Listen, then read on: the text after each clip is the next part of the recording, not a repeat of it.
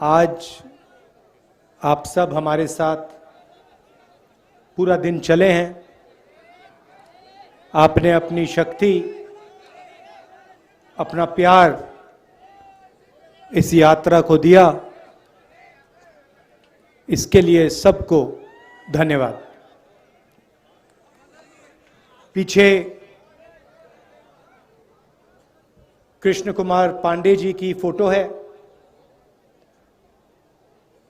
उन्होंने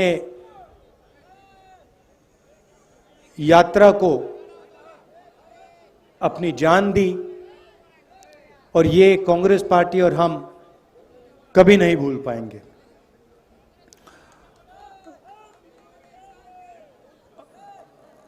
हमने सोचा था कि हमारे जो यात्री हैं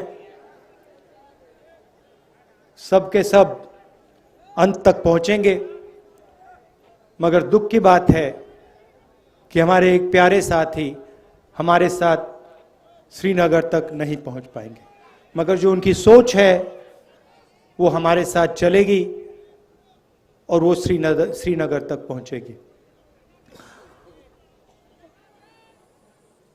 आपको याद होगा कुछ साल पहले इसी दिन नरेंद्र मोदी जी ने नोटबंदी की थी। 8 बजे रात को, मतलब अभी 7 बज रहे हैं, इसके 1 घंटे बाद नरेंद्र मोदी जी टीवी पे आए और उन्होंने कहा कि मैं 500 रुपए और 1000 रुपए के नोट को रद्द करने जा रहा हूं और काले धन के खिलाफ मैं लड़ाई लड़ रहा हूं। सच्चाई ये थी कि नोटबंदी काले धन को मिटाने के लिए नहीं की गई। नोटबंदी जो हमारे छोटे व्यापारी हैं, स्मॉल और मीडियम बिजनेस चलाने वाले लोग हैं, जो हमारे किसान हैं, उन पर आक्रमण था और उसका नतीजा आज तक हिंदुस्तान के हर गरीब को दिख रहा है। नोटबंदी के बाद उन्होंने गलत जीएसटी लागू की और इन 2 पॉलिसीज ने, जो हिंदुस्तान की रीढ़ की हड्डी है, जो इस देश को रोजगार दिलवाती है, किसान, छोटे बिजनेस वाले, छोटे दुकानदार, इन सब को नष्ट कर दिया, खत्म कर दिया। यहां आने से पहले मैं युवाओं से मिला, 5-10 युवाओं से मिला और मैंने उनसे सवाल पूछा। वो एग्जाम के बारे में आए थे, डेलीगेशन आया था, एग्जाम के बारे में बात कर रहे थे। मैंने उनसे पूछा कि आपको क्या लगता है आज के हिंदुस्तान में, आपने पढ़ाई कर ली, यूनिवर्सिटी, कॉलेज, स्कूल सब कुछ कर लिया, माता पिता ने आपकी शिक्षा में लाखों रुपए लगा दिए, आपको क्या लगता है आपको रोजगार मिलेगा? चुप हो गए, क्योंकि आज हिंदुस्तान की सच्चाई है। हमारे देश में आज युवा पढ़ सकता है, स्कूल जा सकता है, कॉलेज जा सकता है, मगर रोजगार उसे नहीं मिल सकता। स्टूडेंट्स इंजीनियरिंग पढ़ते हैं, सालों लगा देते हैं और फिर उसके बाद इंजीनियर नहीं बनते, मजदूरी करते। कोई मजदूरी करता है, कोई उबर की गाड़ी चलाता है, कोई ड्राइवर बनता है। ये हिंदुस्तान की सच्चाई है, महाराष्ट्र की सच्चाई है। और जो आपका शिक्षा का सिस्टम है, स्वास्थ्य का सिस्टम है, वो पूरा का पूरा प्राइवेटाइज किया जा रहा है। दो तीन लोग हैं, इनके हवाले नरेंद्र मोदी जी और आपकी यहां की सरकार पूरा का पूरा ढांचा इनके हवाले कर रही है। मैंने उनसे पूछा, लड़कों से पूछा कि भाई बताओ, बेरोजगारी के कारण बताओ। मुझे कहते हैं जो पब्लिक सेक्टर था, जिसमें हमारे जैसे लोगों को रोजगार मिलता था, थोड़ी सिक्योरिटी होती थी, उन्होंने कहा पूरा का पूरा पब्लिक सेक्टर प्राइवेटाइज किया जा रहा है, बंद किया जा रहा है। तो वो भी रास्ता बंद है। नोटबंदी ने, जीएसटी ने एक रास्ता बंद किया, प्राइवेटाइजेशन दूसरा रास्ता बंद कर रहा है। तो ये देश की हालत है। और इन पॉलिसियों का लक्ष्य हिंदुस्तान की गरीब जनता को डराने का है, किसान को डराने का, मजदूर को डराने का, युवा को डराने का। और बीजेपी और आरएसएस डर को फिर नफरत में बदल देते हैं। डर के बिना नफरत हो ही नहीं सकती। अगर डर नहीं है तो नफरत नहीं हो सकती। अगर डर है तो उसको नफरत में बहुत आसानी से बदला जा सकता है। यह हिंदुस्तान में हो रहा है और इससे देश का कोई फायदा नहीं होने वाला है। बेरोजगारी से, महंगाई से देश का कोई फायदा नहीं होगा। नफरत से देश का कोई फायदा नहीं होने वाला। और यह इस देश का इतिहास ही नहीं है। यह भाईचारे का देश है, एकता का देश है, इज्जत का देश है। इसीलिए हमने भारत जोड़ो यात्रा शुरू की। 3600 किलोमीटर की यात्रा है।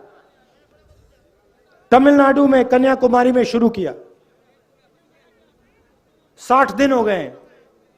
मैं आपको बता रहा हूं, ऐसा लग रहा है कि आज सुबह हमने शुरुआत की। अजीब सी बात है।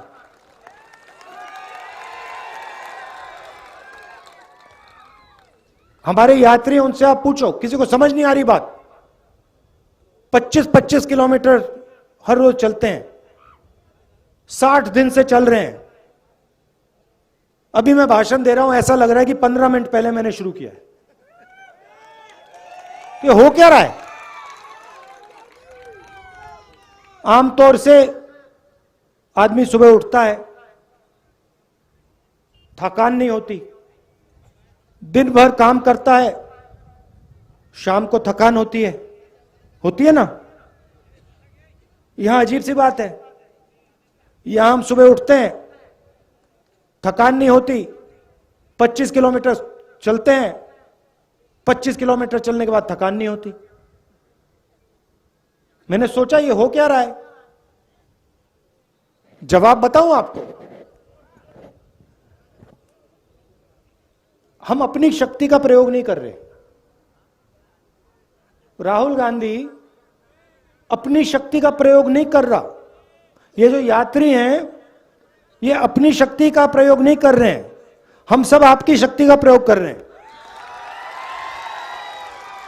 आप हमें पीछे से धकेल रहे हो। आपका प्यार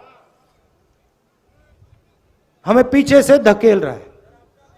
और ये आपका जो प्यार है, ये हमें श्रीनगर तक पहुंचाएगा। और वहां देखना, वहां मेरा भाषण देख लेना। वहां भी मैं यही कहूंगा कि मुझे समझ नहीं आया, 130-140 दिन हो गए, रोज 7-8 घंटे चले हैं, 25-30 किलोमीटर चलने में, मगर थकान नहीं आ रही। क्योंकि आपकी आवाज है, आपका प्रेम है, और हम आपकी आवाज सुनने आए हैं।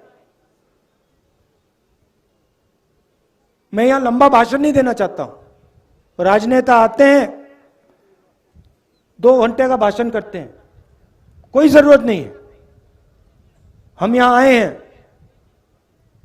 7 घंटे चलें, सुबह से शाम हम आपसे बात कर रहे हैं, किसानों से, युवाओं से।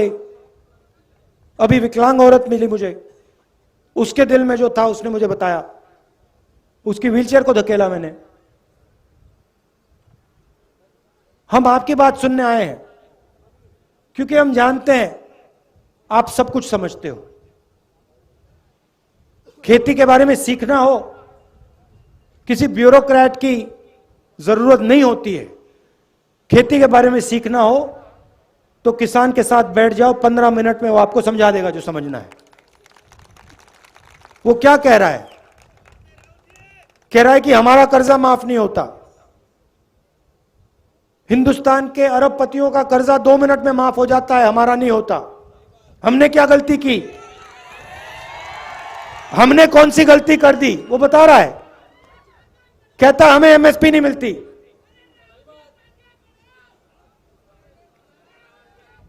वो कह रहा है, आज मुझे बताया, एक किसान मिला, 20 मिनट मुझे उसने समझाया, जो नरेंद्र मोदी जी की ये जो बीमा योजना है इसके बारे में बताया।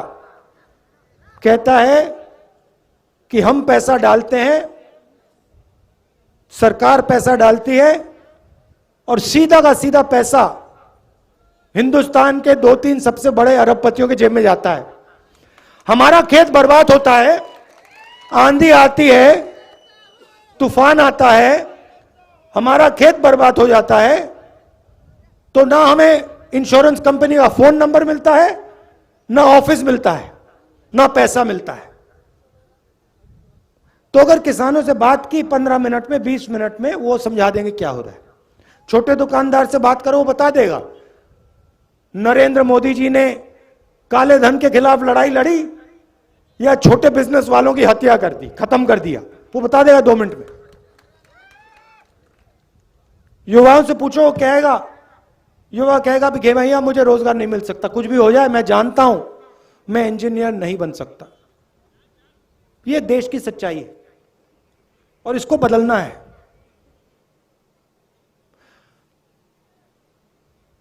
और ये देश में आरएसएस और नरेंद्र मोदी जी ने, बीजेपी ने नफरत की राजनीति शुरू की है। भाई को भाई से लड़ाते हैं। अच्छा, मैं आपसे पूछता हूं, परिवार में जब 2 भाई लड़ते हैं तो परिवार का फायदा होता है क्या? परिवार में बेटा और पिता लड़ता है, परिवार आगे जा सकता है क्या? बर्बाद होता है ना। तो फिर आप मुझे समझाओ,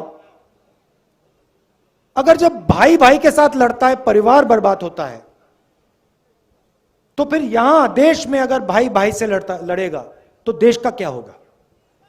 बर्बाद होगा। तो ये लोग अपने आप को देशभक्त कहते हैं। कैसे देशभक्त हैं ये? देश में नफरत फैला रहे हैं, एक भाई को दूसरे भाई से लड़ा रहे हैं, एक भाषा को दूसरी भाषा से लड़ा रहे हैं, एक जात को दूसरी जात से लड़ा रहे हैं, एक धर्म को दूसरे धर्म से लड़ा रहे हैं, और फिर कहते हैं हम देशभक्त हैं। कौन से देश के भक्त हो आप? इस देश के भक्त तो नहीं हो। तो इसीलिए हमने ये यात्रा शुरू की, और इसमें 1 इंच, मतलब हम शुरू करेंगे, कन्याकुमारी से शुरू किया और कश्मीर में, श्रीनगर में ये जो हमारा तिरंगा है उसको हम वहां के जाके लहराएंगे। और आपने हमें इतनी शक्ति दी है, इतना प्यार दिया है, मैं आपको बता भी नहीं सकता। मैं यहां 3-4 घंटे बैठ जाऊं तब भी मैं आपको समझा नहीं सकता कि आपने मुझे कितना दिया है, कितना प्यार दिया है, कितनी शक्ति दी है। इसलिए मैं दिल से आपको धन्यवाद करना चाहता हूं, दिल से धन्यवाद करना चाहता हूं। और एक बार फिर आज दुख का दिन है। पांडे जी झंडा झंडा लिए चल रहे थे, झंडा लिए चल रहे थे, आखिरी सेकंड तक झंडा लिए चल रहे थे और फिर शहीद हुए। तो ये मीटिंग उनके याद में है। उनके परिवार को, हम सब का, पूरी कांग्रेस पार्टी का, हर कार्यकर्ता का, हर नेता का प्यार,